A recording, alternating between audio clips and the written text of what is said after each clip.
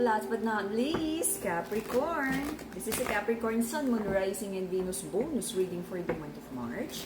For your personal reading, kindly send me a direct message. Kamusta mga Capricorn? Kamusta ang mga negosyante, ang mga praktikal sa buhay? Let's see kung anong meron. Again, remind ko lang ulit kayo, ingat sa mga nagme-message sa inyo.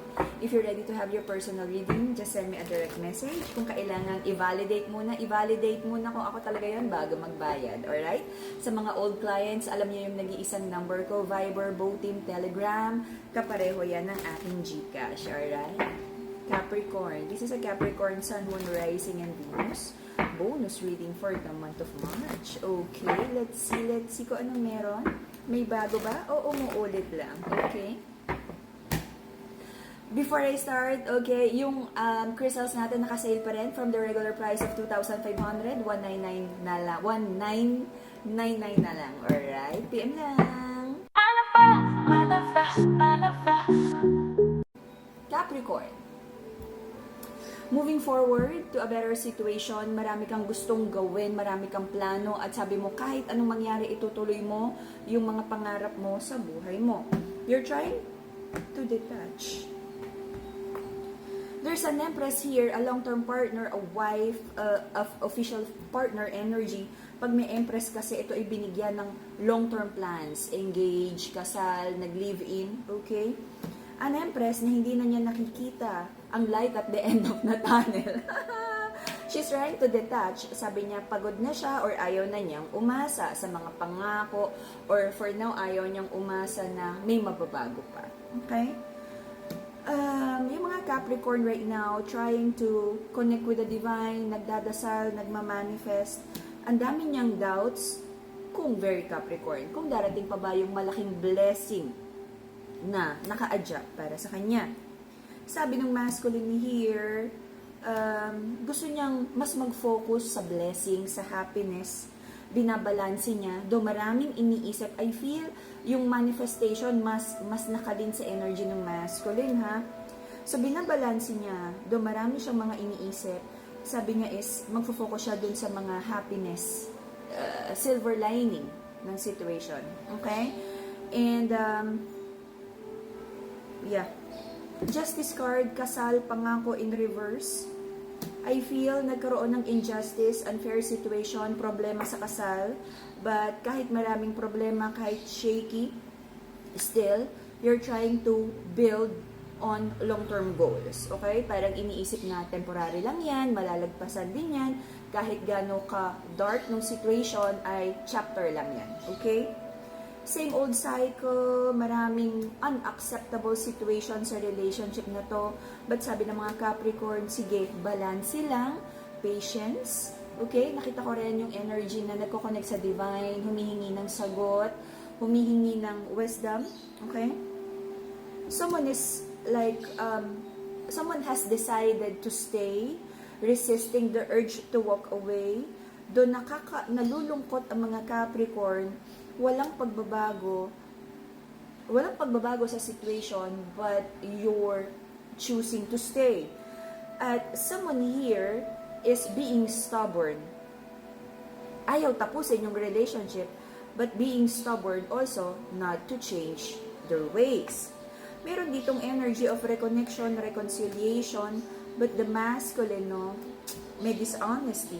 This is a very strong soul connection that I feel the other person is already releasing and letting this connection go. Pero naghihintay ng pag-uusap, but the other person is not making a move kasi alam niya na malamang sa malamang makatanggap siya ng rejection, because the feminine here is already parang dumidistansya na and walking away na from the connection. The reason for the reading is nagkaroon ng betrayal, paulit-ulit na betrayal and pain sa situation na to. For most of you, this involves kasal, long-term plans, pangako. Sabi ng feminine, napapagod na rin siya sa situation na to. For some of you, ang reason ng feminine kaya hindi siya makaalis sa loveless connection na to ay because of pera. The feminine doesn't have enough para makamove forward, magsolo, umalis, lumipat ng bahay. And I feel Especially, ang case na to kapag may batang involved.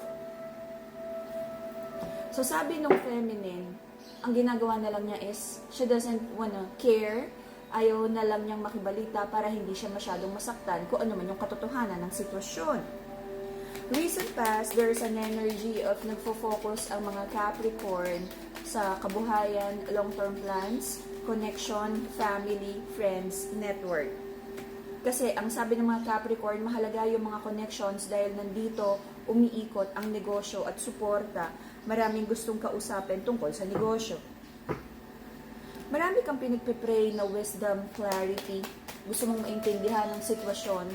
Gusto mo ring maintindihan kung meron ka bang maling ginagawa sa negosyo, business or love partnership para maitama, makamove forward at mag-grow.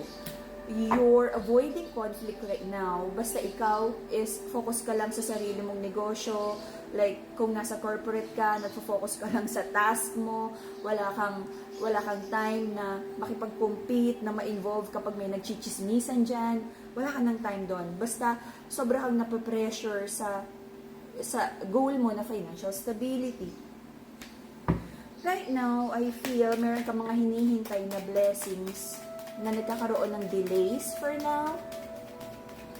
At meron isang, I feel this is a love connection na nag-hold back ka ng offer of love, offer of help sa kanya because sabi mo is napapagod ka na. This time parang gusto mong malaman if this person is just after money, na pag ba nawala yung suporta mo, yung financial help, aalis ba siya?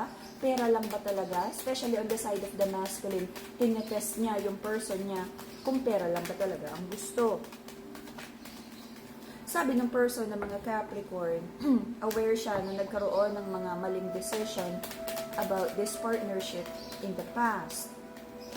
Nagdala ng broken heart, but sabi ng feminine sa connection na to, love pa naman daw niya yung masculine. She still cares about the masculine, but I feel you disappointed each other. Okay? Merong mga doubts dito. I feel may na-discover na lies, dishonesty. Kaya parang lagi na lang iniisip na kung nagsinungaling siya sa ganitong bagay, ano pa yung tinatago niya? Ano pa yung ipinagsinungaling niya na nagdadala ng burden sa relationship na to? Until the end of June, I feel mag-initiate ang feminine, ang queen sa relationship na to, na pag-usapan ang mga bagay-bagay. Magiging honest yung feminine na gusto naman niya ng victory sa situation na to. But sabi ng mga, may trust issues dito if the masculine is dealing with two people. But I can sense here that yes, the masculine is having doubts right now with the current connection kasi meron siyang nakikitang wish fulfillment niya na maaaring swerte niya. This could be an ex na iniwan tapos nung nakat yung connection, akala nung masculine the grass is greener somewhere else, and then parang hindi naging maganda yung takbo ng negosyo, probably kasama to sa negosyo, and then it feels like parang hindi naging swerte yung the masculine is thinking na nagkamali ba siya ng pinili regardless kasama sa trabaho or hindi.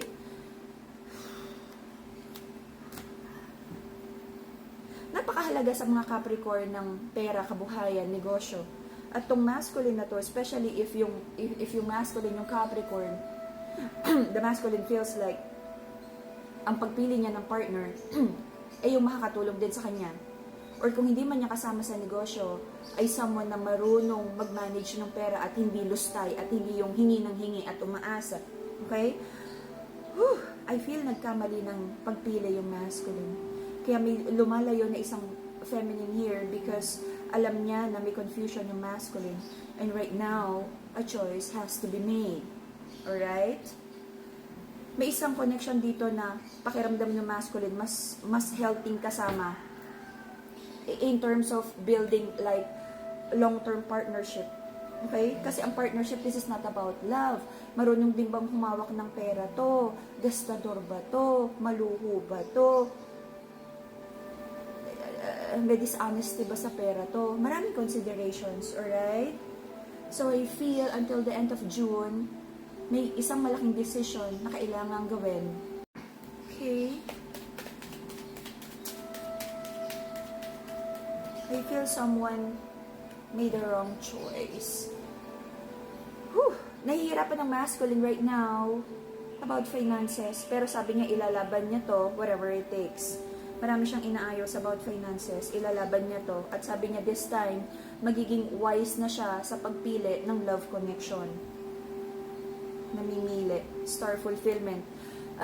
You might be dealing with Aqua, Virgo, Taurus,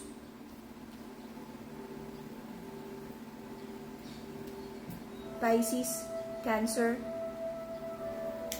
Scorpio, Earth signs, Virgo, Capricorn, and what's the other? Virgo, Capricorn, and what's the other Earth sign? So yeah, that will be the Capricorn reading, bonus reading for the month of March. To manifest abundance, Brazilian citrine. PM nyo ko, nakasale ang crystal natin until the end of March. Grab the opportunity na magkaroon ng crystal na high quality, blessed, cleansed, and ritualized by the light and guide until the end of March. For mental clarity and connection with stronger connection with the divine amethyst crystal, yung purple crystal natin. Protection from negative energy by Juju Evil Eye, the Madagascar Black Tourmaline, the Black Crystal. So, PM lang para sa ating mga crystals and take advantage na ng sale natin until the end of March. Bye-bye, Capricorn. Bye-bye.